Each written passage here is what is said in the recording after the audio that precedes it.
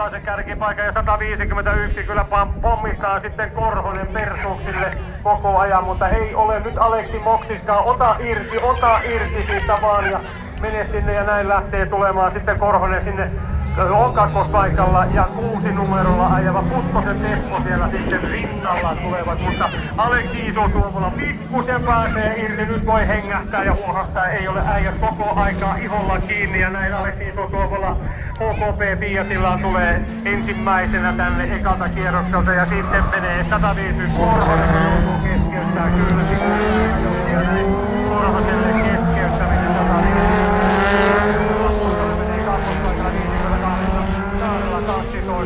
Viita, sitten 97 Viitanen ja näin se on. Nyt on Aleksi Isotuovolalla helpottaa vähän tuossa kärjessä, kun ei ole joku herkiläinen koko ajan pakoputkessa kiinni.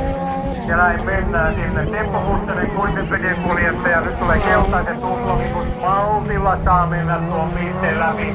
Kukaan ei voi tulla ahistelemaan ja ahdistelemaan siihen. Ja sen jälkeen taas plaattalapsia ja ei kun menoksi lähdetään viimeiselle kierrokselle. Aleksi Isotuovola Säkylän kuljettaja Piula Norjassa. Hän on 24-vuotias raskaskoneen asentaja. Transportaa Osi ja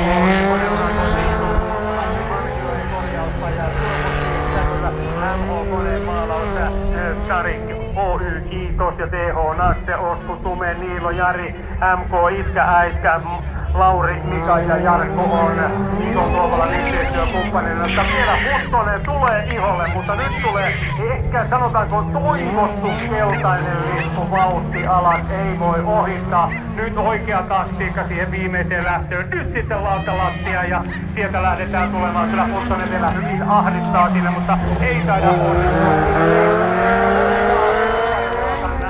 Aleksi Isotuovola ja Puttosen Teppo hienosti kakkonen ja kolmospaikan ottaa 12. Joni Viita, Kolarin kuljettaja ja nelospaikan 57 Viitanen ja Janne Korhonen 6. joutui keskeyttämään ja auto sitten haetaan